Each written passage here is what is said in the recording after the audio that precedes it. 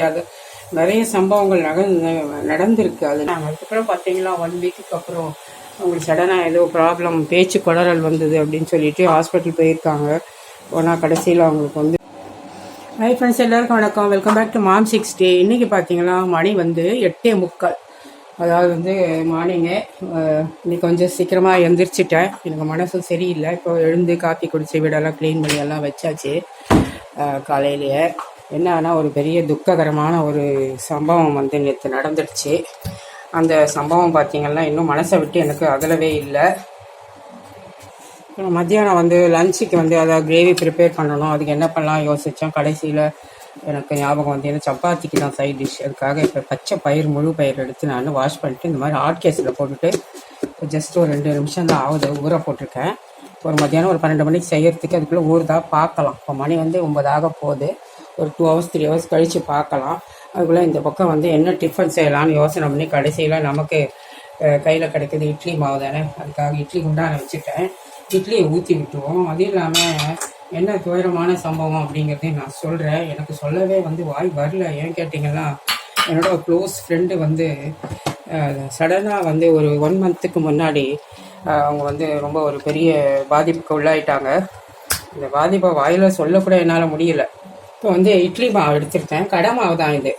நான் வரைக்க முடியல. இப்போவே நான் வந்து கடையில் மாவு வாங்கினா கொஞ்சம் ஒரு சிட்டிகை சோடா உப்பு போட்டால் தான் இட்லி நல்லா இருக்கும். நம்ம அவசரத்துக்கு வாங்குகிறோம், என்ன பண்ணுறது, ஒரே ஒரு சிட்டிகை தான் சோடா உப்பு போடுறேன்.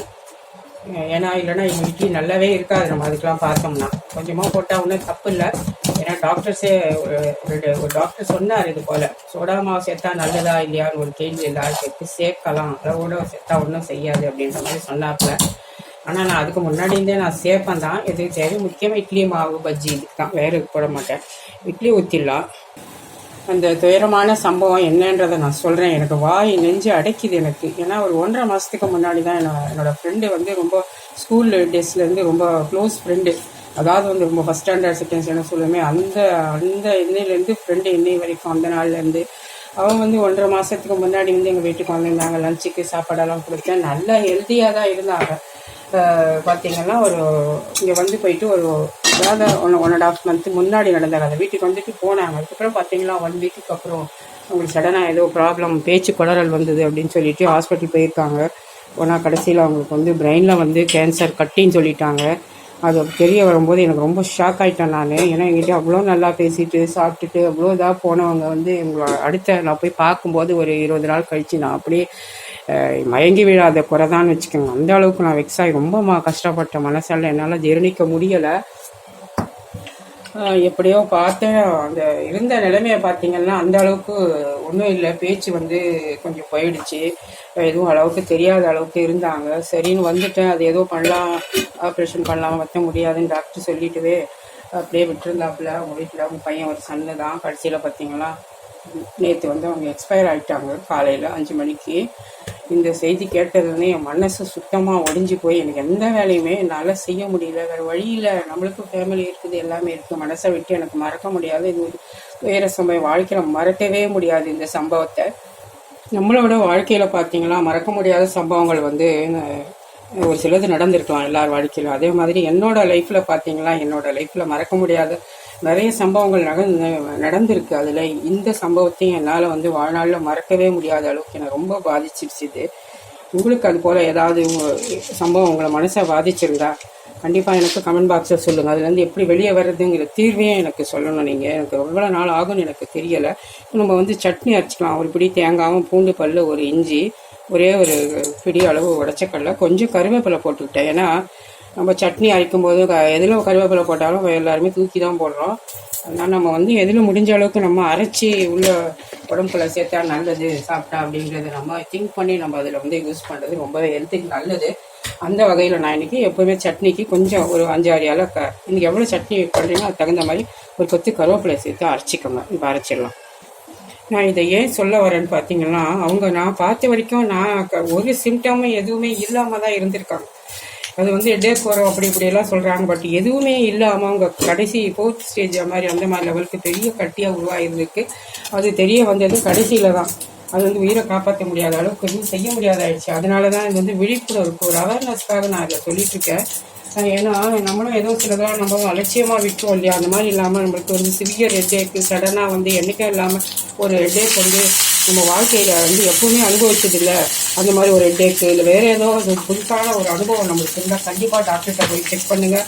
இல்லைன்னா வந்து இந்த மாதிரி நம்ம பெரிய பாதிப்புக்கு ஆளாக வேண்டியிருக்கும். குடும்பத்தார் எல்லாருமே வந்து இழந்து தவிக்கிற நிலைமைக்கு போயிடும். அதை வந்து நீங்கள் வந்து நம்ம ஒரு அவேர்னஸாக அதை எடுத்துக்கணும். இதுலேருந்து எப்படி நான் மீண்டு வரப்போகிறேன்னு எனக்கு கடவுளுக்கு தான் தெரியும். சட்னி தாளிச்சிடுறேன். அதேமாதிரி சட்னி தாளிக்கும் போது கொஞ்சம் பெருங்காயம் லைட்டாக சேர்த்திங்கன்னா அது மனம் ரொம்ப நல்லாயிருக்கும், டைஜஷனுக்கும் நல்லாயிருக்கும். நம்ம தேங்காய் சட்னி செய்கிறோம் இல்லையா, அதுக்கெல்லாம் நல்லாயிருக்கும். நான் எப்பவுமே கொஞ்சம் சேர்ப்பேன். இது வந்து எங்கள் மாமியார் அப்படி அதில் போடுவாங்க, அதை வச்சு நான் செய்கிறேன். அது எனக்கு பிடிக்கும் ரொம்ப அந்த ஸ்மெல்லு. நீங்கள் அந்த மாதிரி கொஞ்சம் ஒரு நாளைக்கு ட்ரை பண்ணி பாருங்கள், கண்டிப்பாக பிடிக்கும். ஹெல்த்துக்கும் ரொம்பவே நல்லது. ஓகேவா? அப்போ சட்னி கூடமே கொஞ்சம் தண்ணி ஆக்கிக்கலாம். ஏன்னா இட்லிக்கு தான் தண்ணி சட்னி. உங்களோட சட்னி வந்து ரெடி ஆகிடுச்சு. வாழ்க்கையில் வந்து இந்த மாதிரி நம்ம எதிர்பார்க்காத எவ்வளவோ சம்பவங்கள் நடக்குது. எப்போ என்ன நடக்குதுன்னே தெரிய மாட்டேங்குது. இதெல்லாம் ஒரு பெரிய ஷாக்கிங்காக தான் இருக்குது. அதே சமயம் நம்மளுக்கு ஒரு விழிப்புணர்வை ஏற்றுற ஒரு விஷயமாக தான் நம்ம இதை பார்க்க வேண்டியதாக இருக்குது. அடுத்து வந்து நான் எப்பவுமே எதையாவது வந்து திங்ஸை வந்து நான் பொருளுங்கள்லாம் ஒரு வாரம் வீட்டில் மாற்றி வைப்பேன். எனக்கு செட்டே ஆகாது. அந்த மாதிரி இப்போ ஒரு 2 நாளைக்கு முன்னாடி கிரைண்டரை எப்படி திருப்பி வச்சுட்டேன். அப்படி வச்சா இங்கே கொஞ்சம் ஸ்பேஸ் கிடைக்குது, எதாவது வைக்கலாம் அப்படின்னு சொல்லிட்டு மிக்சிக்கு ஒரு தனி இடத்த பிடிச்சிருந்தது. அதனால் அந்த கிரைண்டர் மேலேயே இந்த மாதிரி ஒரு பிளாஸ்டிக் பிளேட் இருக்குது, அதை வச்சுட்டு, ஏன்னா இது ரொம்ப அகலம், இது அதில் பத்தவே அதனால இந்த மாதிரி ஒரு பிளேட்டை வச்சு அதில் வச்சுருக்கேன். கொஞ்சம் ஆடுது, ஓகே பரவாயில்ல. இப்போ கொஞ்சம் ஸ்பேஷியஸாக இருக்குது. இந்த மாதிரி நான் அப்பப்போ மாற்றிட்டு தான் இருப்பேன். நான் இன்னொரு விஷயத்தையும் நான் சொல்ல விரும்புகிறேன். 10 நாளாக நான் வீடியோ போடல. அதுக்கான காரணத்தை என்ன அப்படின்னு நான் வீடியோவே நான் போடுறேன். 10 நாளாக போய் போடாமல் இருந்து எனக்கு இப்போ தான் இன்றைக்கி தான் வந்து கடவுளோட அருளால் இது போட வேண்டிய இது கிடச்சிது எனக்கு. அது நான் எதிர்பார்க்கவே இல்லை. இது போல் நான் வந்து வீடியோ போடுவேன். அந்த கதையை நான் அப்புறமா இன்னொரு வீடியோவில் அப்லோட் பண்ணுறேன். இட்லி வேகட்டும், நம்ம எடுத்து சாப்பிட்லாம். அதுக்குள்ளே நம்ம இடையில இது என்னன்னு பார்த்துடலாம். இது வந்து ரொம்ப நாளாக நான் ஆன்லைனில் வந்து பார்த்து வச்சுருந்து கடைசியில் கடையில் தான் போய் இதை வாங்கிட்டு வந்தேன். இது என்ன பார்த்தீங்களா, பெப்பர் க்ரஷர். அதாவது பெப்பர் வந்து நுணுக்கி போடுறது, இது ஃப்ரெஷ்ஷாக பண்ணுறது. அது வந்து எப்படி ஒர்க் பண்ணுதுங்கிறத பார்த்துடலாம். அதனால வந்து ஒரு கைப்பிடி அளவுக்கு மிளகு போட்டுக்கிறேன்.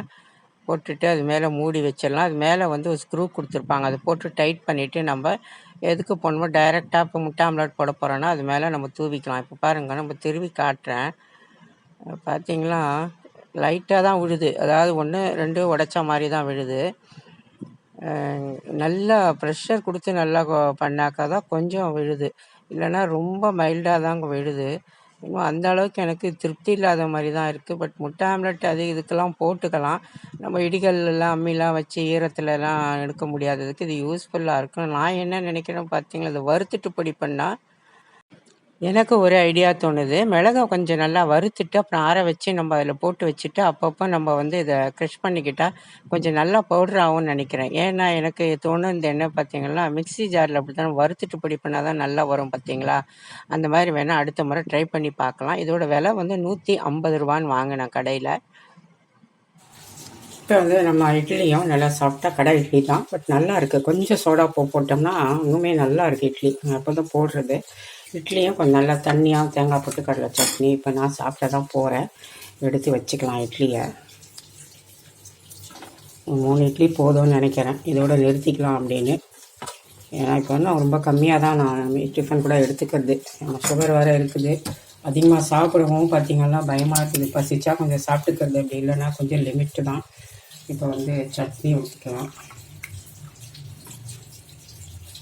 இந்த கருவேப்பிலை மணம் நல்லாயிருக்கும், சாப்பிட்டு பார்த்து நான் சொல்கிறேன். தண்ணியாக இருக்கிறதுனால கொஞ்சம் அதிகமாகவே சட்னி தேவைப்பட ஊற்றிட்டேன். இப்போ வந்து இட்லியே சாப்பிட்டு பார்க்கலாம். சட்னியை தான் சாப்பிட்டு பார்க்கணும். இட்லி பரவாயில்ல. இந்த மாவு வந்து முந்தி 1 முறை 2 முறை வாங்கும்போது நல்லா இல்லாமல் இருந்தது. இன்றைக்கி நல்லா இருக்குது இட்லி. இப்போ இந்த வந்து இந்த கருவேப்பிலையோடு வச்சு சட்னி, மைல்டு காரத்தோட சட்னி. இந்த கருவேப்பிலை பார்த்திங்கன்னா மொறுன்னு பொரிஞ்சிருக்கிறதுனால சாப்பிட்றதுக்கு ரொம்ப நல்லாயிருக்கும். கருவேப்பிலையோடு வச்சு சாப்பிடும்போது உடம்புக்கு ரொம்ப நல்லது. அதுவும் இல்லாமல் கருவேப்பிலையை தூக்கி போடுவோம். எதில் நம்ம இந்த மாதிரி சாப்பிட முடியுமோ அது அதில் சாப்பிட்றணும் டெய்லி. அப்போ நம்மளுக்கு அதோட சத்து வந்து உடம்புல கண்டிப்பாக சேரும். சின்ன பசங்களுக்கு அதே மாதிரி நீங்கள் சொல்லிக் கொடுங்க. சாப்பிட்டு முடிச்சிடலாம். நல்லா இருக்குது இட்லி. அடுத்து பார்த்தீங்களா வந்து டிஃபன் எல்லாம் முடிச்சா சாப்பிட்டாச்சு. இது வந்து பார்த்தீங்களா ரேஷன் துவரம் பருப்பு. இங்கே பாருங்கள் எப்படி இருக்குது, குட்டி குட்டியாக இருக்குது. ஆனால் வந்து இது வந்து முழு பருப்பு, உடச்ச பருப்பு இல்லாமல் தான் ரேஷனில் போடுறாங்க. பட் குப்பை ஒன்றுமே இல்லை பாருங்கள், நல்லா இருக்குது. இப்போ நான் வந்து 1 கிலோ வாங்கிட்டு வந்தேன். இங்கே பாருங்கள், இந்த மாதிரி கல்லடையில் போட்டு நல்லா அந்த சின்ன சின்னதாக இருக்கிறது தூசி தும்பு எல்லாத்தையுமே நம்ம இந்த மாதிரி சளிச்சு எடுத்துக்கிட்டோம்னா இந்த மாதிரி பாருங்கள். இது ஒன்றும் இல்லை, இதுவும் பருப்பு தான், பொடி பருப்பு. பட் அது எதாவது தூசுலாம் இருக்குது, இது நம்ம மாட்டுக்கு ஏதாவது காக்கா போட்டு விட்ருவோம். அது அவ்வளோதான். இப்போ சளிச்சு எடுத்ததை காட்டுறோம் பாருங்கள், சுத்தமாக இருக்குது, ஒன்றுமே இல்லை. அதாவது வந்து ஒரு கல்லோ வேறு எந்த பொருளுமே அதில் மிக்ஸ் இல்லை. நல்லா தான், சில சமயம் ஒரு மாதிரி இருக்கும். இந்த முறை நல்லாவே இருக்குது பருப்பு. நான் வந்து இப்போல்லாம் இது தான் யூஸ் பண்ணுறேன். அப்போல்லாம் எனக்கு தெரியாது இந்த பருப்பு ஏதோ ஒரு மட்டமான பருப்பு போல் அப்படின்னு சொல்லிட்டு வாங்க மாட்டேன். இப்போல்லாம் வாங்கி செய்ய ஆரம்பித்த பிறகு இதுவே எனக்கு நல்லாவே இருக்குது. பருப்பு இப்போ பார்த்தீங்களா 200 வெளியே நமக்கு விற்கிது மார்க்கெட்டில். இது நல்லா தான் இருக்குது, வாங்கி யூஸ் பண்ணுங்கள். பருப்பு தோசை அடை போடுங்க, இதுக்கெல்லாமே நல்லா யூஸ் பண்ணிக்கலாம். உங்களுக்கு சாம்பார்லாம் வைக்க பிடிக்கலன்னா நீங்கள் வந்து அந்த பருப்பில் வச்சுக்கிட்டு இது வந்து அடை தோசை, அது பருப்பு தோசை, இதெல்லாம் நீங்கள் செஞ்சுக்க வச்சுக்கலாம். அது ஓகே. இப்போல்லாம் சளிச்சிட்டேன், க்ளீன் ஆகிடுச்சு. வெயில் வந்தால் வெயிலில் காய வைக்கலாம், வெயில் இல்லை. அதனால் எடுத்து ஒரு பாட்டிலில் போட்டு ஸ்டோர் பண்ணி வச்சுட்டு வெயில் வரப்போ கொஞ்சம் காய வச்சு எடுத்து வச்சுட்டா நல்லாயிருக்கும். இந்த டிப்ஸ் உங்களுக்கு யூஸாக இருந்தால் யூஸ் பண்ணிக்கோங்க.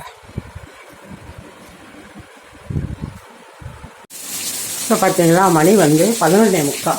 இப்போ வந்து நான் வந்து கிச்சனுக்கு வந்திருக்கேன். இப்போ தான் காலிஃப்ளவர், சின்ன காலிஃப்ளவர் இருந்தது, அதை நல்லா வாஷ் பண்ணிவிட்டு மஞ்சள் தூள் உப்பு கொஞ்சம் சேர்த்து சுடுதண்ணியில் ஒரு 2 நிமிஷமாக கொதிக்க விட்டுருக்கேன். இதை ஃபஸ்ட்டு நம்ம வடிச்சிக்கலாம், ஃபில்ட்ரு பண்ணிடலாம். அடுத்து வந்து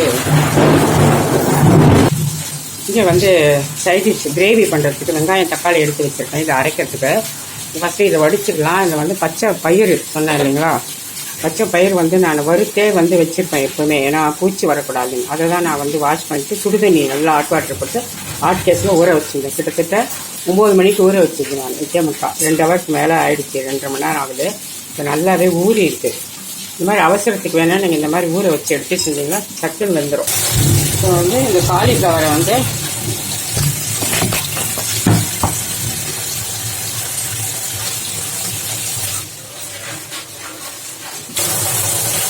வடிச்சிடலாம் தண்ணியெல்லாம். அவ்வளோதான். இது பச்சை பயிரை வந்து ஊறினது குக்கரில் சேர்த்துட்டு ஒரு 1/4 ஸ்பூன் கல் உப்பு சேர்த்துருக்கேன். மூடிட்டு ஒரு 4 விசில் இல்லை ஒரு 5 விசில் கூட வரட்டும். அப்படி இல்லைன்னா ஒரு 3 விசிலில் ஒரு 3 நிமிஷம் சிம்மரில் போட்டுக்கலாம். வேகட்டும். அதுக்குள்ளே நம்ம வந்து இங்கே மசாலா ரெடி பண்ணிக்கலாம். வெளியில் வந்து மழை இப்போ தான் ஸ்டார்ட் ஆகி பேஞ்சிட்ருக்குது. அதனால் முக்கிட்டு இருந்தது எங்கள் ஊரில் தாம்பரத்தில், சென்னையில். இப்போ வந்து வெங்காயம் எடுத்து வச்சுக்கோங்க பார்த்தீங்களா, அந்த வெங்காயத்தையே போட்டுட்டு இந்த தக்காளி வந்து ஒரு 2 எடுத்து வச்சுருக்கேன், தக்காளியை சேர்த்துக்கலாம். 2 வெங்காயம் 2 தக்காளி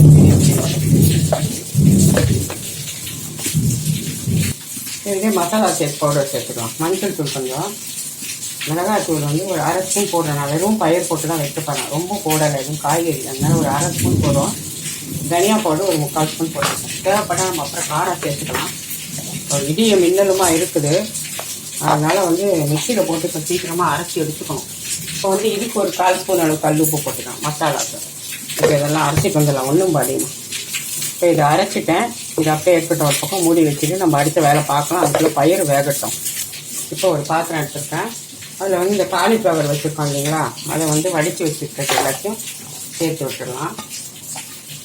சுடுதண்ணியில் போட்டாங்க பூச்சியெல்லாம் போகும், அதுக்கு தான் போட்டு வச்சுருக்கேன். இதில் வந்து மசாலா பவுடர் எல்லாம் சேர்த்துக்கலாம். கொஞ்சம் காரம்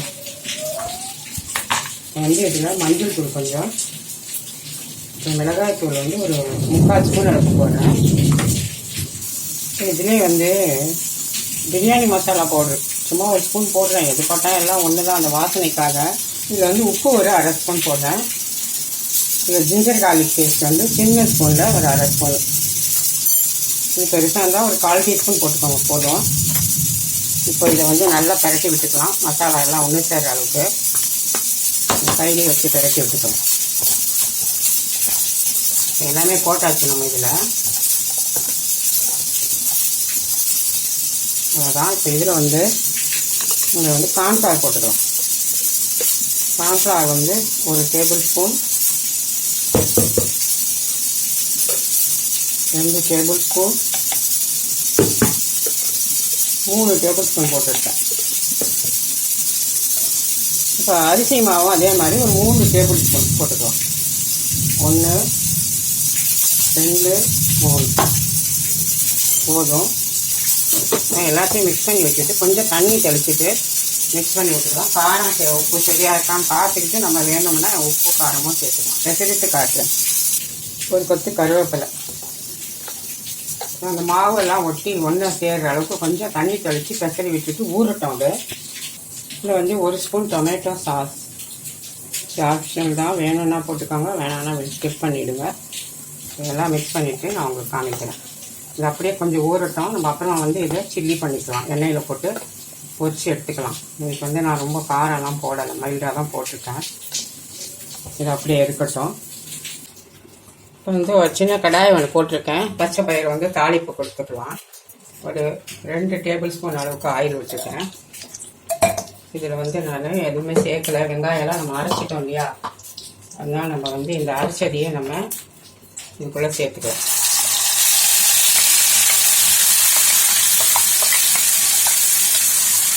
அதாவது மிளகாத்தூள், தனியாத்தூள், மஞ்சள் தூள், உப்பு, கொஞ்சம் அந்த பிரியாணி மசாலா பவுடர் கொஞ்சம் போட்டேன். கரம் மசாலா போட வேண்டான்றதுக்காக நான் அதை போட்டுட்டாங்க. இந்த பிரியாணி மசாலானா பெருசாக எதுவும் ஸ்பெஷலாக கிடையாது. அதே மிளகாத்தூள், மஞ்சள் தூள், கரம் மசாலா இதை தான் சேர்த்துருப்பாங்க சாமானு. அதனால் நம்ம வெறும் பிரியாணிக்கு தான் போடணும் அப்படிங்கிறதெல்லாம் கிடையாது. இதுக்கு வேணால் போடலாம். இன்னைக்கு போட்டுட்டேன், பார்ப்போம் எப்படி இருக்குது அப்படிங்கிறத நம்ம பார்க்கலாம். இது கொஞ்சம் வதங்கி வரட்டும். இது மூடி வைக்கலாம் கொஞ்சம் நேரம். இந்த மசாலா வாசனை, பச்சை வாசனை போட்டு இதில் இஞ்சி பூண்டு பேஸ்ட் வந்து ஒரு 1/4 டீஸ்பூன் தான் போடுறேன், ரொம்ப போடலை. பச்சை பயிறு இல்லையா, கொஞ்சம் போட்டால் தான் நல்லாயிருக்கும். இங்கே வந்து பச்சை பயிறு வந்து நல்லா வெந்துருச்சு. இப்போ பாருங்கள், ஒரு 3 விசில் 4 விசில் வச்சுட்டு சிம்மரில் தான் போட்டிருந்தேன். இங்கே பாருங்கள், தெரியுதா, நல்லாவே வெந்துருச்சு. இந்த மாதிரி வறுத்துட்டு நீங்கள் ஊற வச்சிங்கன்னா சட்டுன்னு பண்ணிடலாம். பச்சை பயிறு பச்சையாக ஊற வச்சிங்கன்னா அந்த அளவுக்கு சீக்கிரமாக வந்து இது வேகாது. இப்போ அந்த மாதிரி மேஷர் எடுத்துப்போம். இதை வந்துட்டு கொஞ்சம் லைட்டாக அந்த முட்டிக்கிட்டு முழிச்சிக்கிட்டு இருக்கு இல்லையா, அந்த கிரேவி திக்னஸும் கொஞ்சம் வரணும், டேஸ்ட்டும் கொடுக்கும். நம்ம இந்த மாதிரி கொஞ்சம் மசிச்சு விட்டோம். ரொம்ப கடையிற மாதிரி வேண்டாம். மற்ற இருந்தால் கூட எடுத்துக்கோங்க, இல்லை கரண்டி இருந்தால் கூட நீங்கள் இந்த மாதிரி மசிச்சு விட்டோம். இப்போ எல்லாம் சேர்ந்து வந்து கிரேவியோட டேஸ்ட்டும் ரொம்ப நல்லாயிருக்கும். அதுக்காக தான் இப்படி செய்கிறோம். இப்போ பார்த்தீங்கன்னா இங்கே வேறு மசிச்சுட்டேன்னா, ஆனால் முழுசாக தான் இருக்குது. இந்த அளவுக்கு மசிச்சு விட்டால் போதும், அதிகமாக வேண்டாம். இப்போ இந்த மசாலா வதங்கிடுச்சா பார்க்கலாம். பாருங்கள், எண்ணெய் பிரிஞ்சு நல்லாவே வதங்கிடுச்சுன்னா 1 நிமிஷம் மூடி வச்சா போதும். இப்போ மிக்ஸி ஜாரை கழுவிட்டு நம்ம நல்லா ஒரு டம்ளர் தண்ணி இருக்க அளவுக்கு இதுலேயே சேர்க்கணும். நம்ம கிரேவி தானே, செமி கிரேவி ஆட்டம் பண்ணுறோம். அதாவது வந்து குழம்பு மாதிரி கிடையாது. ரைஸுக்கு நம்ம அப்படி பண்ணலாம். சப்பாத்திங்கன்னா கொஞ்சம் திக்காக இருக்கணும் இல்லையா, அந்த மாதிரி அந்த அளவுக்கு தேவையான அளவு தண்ணியை விட்டுக்கோங்க. அவ்வளோதான். இப்போ இதை எடுத்து நம்ம என்ன பண்ண போகிறோம், இப்போ இந்த மசாலா வந்து இது உள்ளே சேர்த்துடலாம். இந்த வேக வச்ச பச்சை பயிறு இருக்குல்ல, அதுக்குள்ளே சேர்த்து விட்டுருவோம். இதே கொஞ்சம் தண்ணி அதிகமாக தான் ஊற்றிருக்க மாதிரி எனக்கு தெரியுது. கொஞ்சம் நல்லா ஒரு 5 நிமிஷம் நல்லா கொதிக்க விட்டு எடுத்தோம்னா நல்லா திக்காகவே ஆகிடும். இது கொஞ்சம் தண்ணி அதிகமாக சேர்த்துட்டேன், பரவாயில்ல இருக்கட்டும். இது அப்படியே கொதிக்கட்டும். கொஞ்சம் மூடி வச்சுட்டு அப்புறம் ஓப்பன் பண்ணலாம் நம்ம. இப்போ வந்து கிரேவி நல்லா கொதிச்சுட்டு இருக்குது, 2-3 நிமிஷம் ஆகுது. இப்போ நான் அதில் ஒரு ஸ்பெஷல் இன்க்ரீடியன்ட் சேர்க்க போகிறேன். உங்களுக்கு தெரிஞ்சிருக்கோம், என் வீடியோ பார்க்குறவங்களுக்கு. இது வந்து கசூரி மெத்தி, காஞ்ச வெந்தய கீரை. இப்போ அதை வந்து ஒரு சின்ன டீஸ்பூன் அளவுக்கு எடுத்துகிட்டு அப்படி கசக்கிட்டு அதுக்குள்ளே போட்டு விட்ருவோம். அது வந்து நல்ல ஒரு வாசனை கொடுக்கும். டேஸ்ட் வைஸ் பார்த்திங்கன்னா அதுவுமே நல்லாயிருக்கும் கொஞ்சம். அதுக்காக தான் நான் அப்படி பண்ணுறேன். நீங்கள் எதில் வேணால் அது சேர்க்கலாம். நல்லா இன்னும் கூட கொதிச்சு திக்னஸ் எவ்வளோ வேணுமோ அந்த அளவுக்கு ஆஃப் பண்ணிக்கலாம் நம்ம. இப்போ நல்லா திக்காக ஆகிடுச்சு. நான் வந்து ஆஃப் பண்ணிக்கிறேன். ஏன்னா நம்ம வந்து மசிச்சு விட்டுருக்கோம் இல்லையா, அது இன்னும் கொஞ்சம் நேரம் கழிச்சு திக்காகவே ஆகிடும் அது. ஏன்னா நம்ம பயிர் மசிச்சு விட்டுருக்கோம், அதனால தான். அதில் வந்து கொஞ்சம் கொத்தமல்லி போட்டுக்கலாம். நான் ஸ்டவ் ஆஃப் பண்ணிடுறேன். இது கூட வந்து கொஞ்சம் நெய் சேர்த்து தாளிச்சிருக்கலாம், நான் மறந்துட்டேன். நம்ம கரம் மசாலா எதுவுமே சேர்க்கல, அந்த பிரியாணி மசாலா மட்டும்தான் ஸ்மெல்லுக்கு சேர்த்துரு. சும்மா ஒரு 1/2 டீஸ்பூன் நெய் அப்படியே தாளிக்கும் போது போட்டிருந்தா இன்னும் மனமாக இருந்திருக்கும். ஓகே, பரவாயில்ல, ஒன்றும் பிரச்சனை இல்லை. வந்து நார்த் இந்தியன் டிஷ் நம்ம சீரகம் கூட போட்டுக்கணும், நான் அதை மறந்துட்டேன், சாரி. இப்போ கொஞ்சமாக ஜீரா பவுடர் சேர்த்துக்கலாம். நான் வந்து தாளிச்சிருக்கணும், அப்படி இல்லைன்னா நம்ம வந்து சீரகத்தூள் போடணும். அப்போதான் இதோட டேஸ்ட் ரொம்ப நல்லாயிருக்கும். இப்போ வந்து ஜீரா பவுடர் ஒரு 1/4 டீஸ்பூன், அவ்வளோதான். அந்த வாசனைக்கும் அந்த ஜீரண சக்தி கொடுக்குறது, அது மட்டும்தான். இப்போ ரெடி ஆகிடுச்சு. இதை அப்படியே மூடி வச்சுருவோம். இல்லை பாருங்கள், நம்மளோட பச்சை பயிறு கிரேவி சப்பாத்திக்கு. இது வேணால் ரைஸ்க்கு கூட நீங்கள் சாப்பிட்லாம். சாப்பிடக்கூடாதுன்னா சாரி ஒன்றும் இல்லை, கொஞ்சம் திக்காக இருக்குது, தண்ணியாக இருக்குது, அப்புறம் திக்காகவே ஆகிடும். ஓகேவா, மூடி வச்சிடலாம். இப்போ இந்த பக்கம் எண்ணெய் போட்டுட்டோம் கடாயில். இப்போ வந்து காலிஃப்ளவர் நல்லா ஊறிடுச்சு, எண்ணெயும் நல்லா காஞ்சிடுச்சு. இப்போ வந்து காலிஃப்ளவர் சில்லி போட்டு எடுத்துக்கலாம்.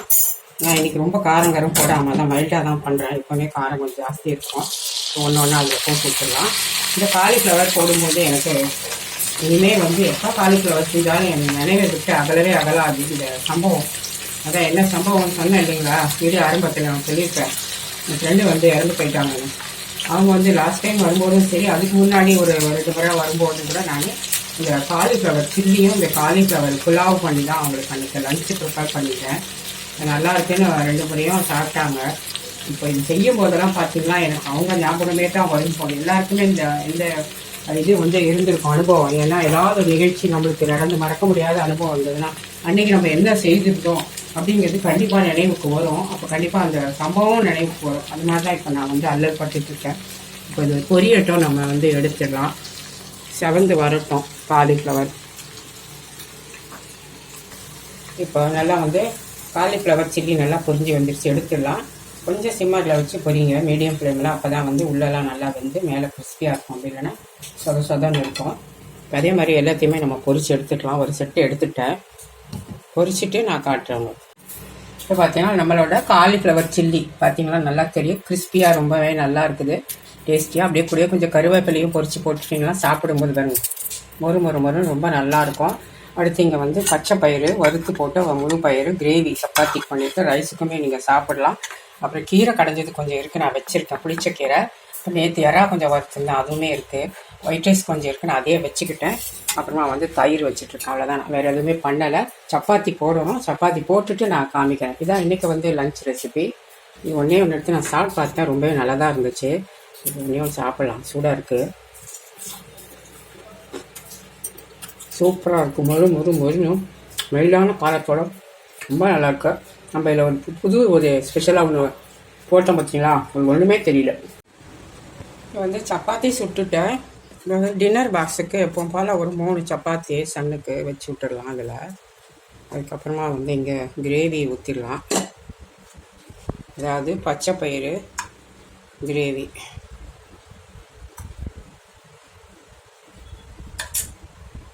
பச்சை பயிர் கிரேவி ஊற்றியாச்சு. காலிஃப்ளவர் சில்லியும் அப்படியே இதில் வச்சு விட்டுடலாம். தனியாக தான் மூடுமா என்னன்னு தெரியல, பார்ப்போம். இது அவ்வளோதான். இது வந்து டின்னர் பாக்ஸ் கட்டியாச்சு. இது இப்போ வந்து நான் எனக்கு வந்து பிளேட்டில் வந்து சாப்பாடு போட்டுக்கிட்டேன். எனக்கு கொஞ்சம் வயிறு சரியில்லை, தயிர் சாதம் தான் சாப்பிட்லான்னா எதுவும் செய்யலை. பட் கொஞ்சம் கீரை இருந்தது, சரி கொஞ்சம் போட்டு சாப்பிட்லாம் அப்படின்னு புளிச்ச கீரை போட்டிருக்கேன். கூட வந்து காலிஃப்ளவர் சில்லி தான் வச்சுருக்கேன். நான் இந்த சாதத்தோடு தான் நான் எந்திரிச்சிட போகிறேன். பக்கத்தில் வந்து தயிர் இருக்குது, தயிர் கொஞ்சம் ஊற்றி சாப்பிட்டுட்டு எந்திரிச்சிட போகிறேன். இந்த வீடியோ வந்து இது வீட்டில் வர ஊற்றின தயிர் தான், அதுதான் இன்றைக்கி எனக்கு. இந்த வீடியோ உங்களுக்கு பிடிச்சிருந்தா மாம்சிச்சுக்கு லைக்கு ஷேரு சப் எல்லாம் பண்ணி வச்சுக்கோங்க. நம்ம இன்னும் சில விஷயங்கள்லாம் இருக்குது பேச போகிறோம், அதை இன்னொரு வீடியோவில் நம்ம வந்து பார்க்கலாம்.